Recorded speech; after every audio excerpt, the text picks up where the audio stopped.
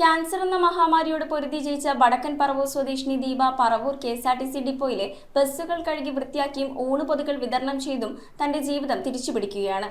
രോഗാവസ്ഥയിലും തളരാതെ തന്റെ 2 പെൺമക്കൾക്കായി രാത്രിയെന്നോ പകലെന്നോ ഇല്ലാതെ കഠിനാധ്വാനം ചെയ്യുന്ന ഈ അമ്മയുടെ പോരാട്ടം ഇന്ന് അനേകർക്ക് വലിയൊരു പാഠപുസ്തകമാണ്.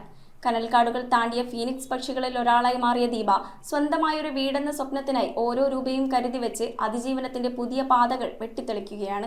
ജീവിതം പരീക്ഷണങ്ങൾ ഒന്നൊന്നായി മുന്നിലേക്ക് എറിഞ്ഞുകൊടുക്കുമ്പോഴും തളരാതെ പൊരുതുന്ന ഒരു സ്ത്രീയുടെ കഥയാണിത്. വെറുമൊരു പോരാട്ടമല്ല, മരണത്തെ പോലും മുഖാമുഖം കണ്ട് പുഞ്ചിരിയോടെ മടക്കി അയച്ച കഥ. എറണാകുളം വടക്കൻ പറവൂർ KSRTC സ്റ്റാൻഡിലെ ബസ്സുകൾ കഴുകി വൃത്തിയാക്കുന്ന ദീപയുടെ ജീവിതം ഇന്ന് പലർക്കും ഒരു പാഠപുസ്തകമാണ്. പുലർച്ചെ തുടങ്ങുന്ന ഓട്ടമാണ് ദീപയുടേത്. രാവിലെ വീടുകളിലും ബസ് സ്റ്റാൻഡുകളിലുമായി ഊണുപൊതികൾ എത്തിക്കുന്ന തിരക്ക്. വൈകുന്നേരം മിക്കവരും ജോലി കഴിഞ്ഞ് വീട്ടിലേക്ക് മടങ്ങുമ്പോൾ ദീപയുടെ 2ാം ഘട്ട ജോലി ആരംഭിക്കുകയായി. പറവൂർ ഡിപ്പോയിലെ കരിപുരണ്ട ബസ്സുകൾ വെള്ളമൊഴിച്ച് കഴുകി വൃത്തിയാക്കുന്ന ജോലി. ഈ അധ്വാനത്തിന് പിന്നിൽ ഒരു കഠിനമായ അതിജീവനത്തിന്റെ കഥയുണ്ട്. ജീവിതം നല്ല രീതിയിൽ പോകുമ്പോഴാണ് അപ്രതീക്ഷിതമായി ആ വാർത്ത എന്നെ തേടിയെത്തിയത്. ഓവേറിയൻ ട്യൂമർ കേട്ടപ്പോൾ ആദ്യം തകർന്നുപോയി. പക്ഷേ തളർന്നിരിക്കാൻ എനിക്ക് സമയമില്ലായിരുന്നു. കൊച്ചി ക്യാൻസർ സെന്ററിലെ ശസ്ത്രക്രിയയും അതിനുശേഷമുള്ള 3 വർഷത്തെ കഠിനമായ തുടർ ചികിത്സയും. ശരീരം തളരുമ്പോഴും മനസ്സിനെ ദീപ തളരാൻ അനുവദിച്ചില്ല. തന്റെ 2 പെൺമക്കളുടെ മുഖമായിരുന്നു അന്ന് ആ മനസ്സ് നിറയെ. കൂട്ടിന്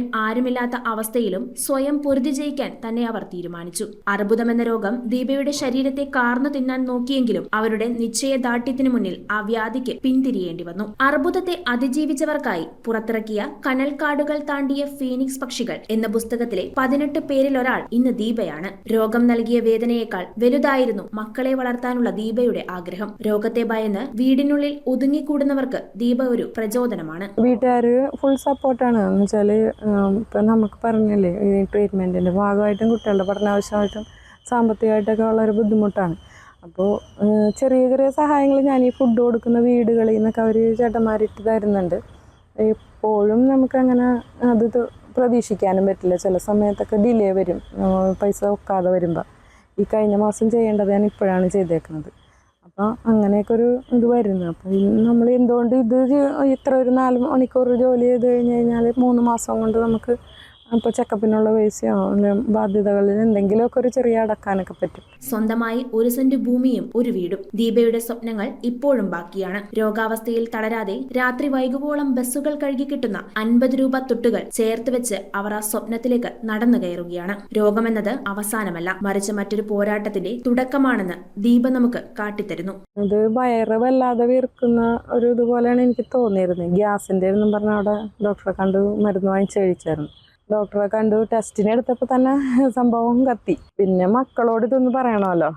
മോളുടെ പരീക്ഷ കഴിഞ്ഞപ്പോൾ ഞങ്ങൾ ഇങ്ങനെ പോരുന്ന വഴി റോഡേറ്റിൽ നിന്ന് ഒരുപാട് സങ്കടപ്പെട്ടു. അങ്ങനെ പിന്നെ മോളെ കൂട്ടിപ്പോയി ടെസ്റ്റ് ചെയ്തപ്പോൾ നേരെ തന്നെ കൊച്ചിൻ ക്യാൻസർ സെൻ്ററിലേക്ക് റെഫർ ചെയ്തു. നമുക്ക് വേണ്ടി ജീവിക്കണ്ടേ, കുഞ്ഞുങ്ങൾക്ക് ഇത്രയല്ലേ ആയിട്ടുള്ളൂ, മരിക്കുന്നിടത്തോളം അങ്ങ് ആവട്ടെ എന്ന് വിചാരിച്ചു. പിന്നെ ഡോക്ടറിൻ്റെ പ്രകാരം നമ്മൾ ഓപ്പൺ സർജറി ചെയ്തു. കുറച്ചാൾ റെസ്റ്റൊക്കെ ആയിരുന്നു. പിന്നെ ഈ അസുഖം കഴിഞ്ഞ് ഞാൻ പുറത്തിറങ്ങിയതാണ് ഇപ്പോൾ എല്ലാവർക്കും ബുദ്ധിമുട്ട്. അസുഖമാണെന്ന് പറഞ്ഞത് എന്തോ പീരീഡ് എടുക്കാനാണെന്ന് അന്നാണ് അറിയുന്നത്. ക്യാൻസർ ആണെന്ന് പറഞ്ഞു കഴിഞ്ഞാൽ ആളുകൾ സഹായിക്കും എന്നൊക്കെ. നമുക്ക് ഈ അസുഖം വന്നുള്ള ശാരീരിക വിഷമങ്ങളുണ്ട്, അതിനേറെ മനസ്സിന് ഭയങ്കര വിഷമമായിരിക്കും. പ്രിയപ്പെട്ടവർ കൈവിട്ടപ്പോഴും പ്രത്യാശ കൈവിടാത്ത ഈ പോരാളിയുടെ ജീവിതം സമൂഹത്തിന് എന്നും ഒരു വലിയ മാതൃക തന്നെയാണ്. News bureau, Paravur. നമ്മുടെ നോർത്ത് പറവൂരി വെറും 5200 സ്റ്റീൽ അലമാര വാങ്ങാൻ പറ്റും കേട്ടോ. ഇവിടെ സിറ്റ് ഔട്ട് ബെഞ്ചൊക്കെ സ്റ്റാർട്ട് ചെയ്യണത് വെറും 5800 തുടങ്ങിയാണ് കേട്ടോ. ഇവിടെ കട്ടിൽ, ബെഡ്, പില്ലോ അടക്കം വെറും 4900 മാത്രമേ ഉള്ളൂ കേട്ടോ. നോർത്ത് പറവൂർ പറയാട് ഗുരുതിപ്പാടൻ ടെമ്പിളിന്റെ നേരെ ഓപ്പോസിറ്റ് ആയിട്ടുള്ള കളത്തുങ്കൽ ഫർണിച്ചർ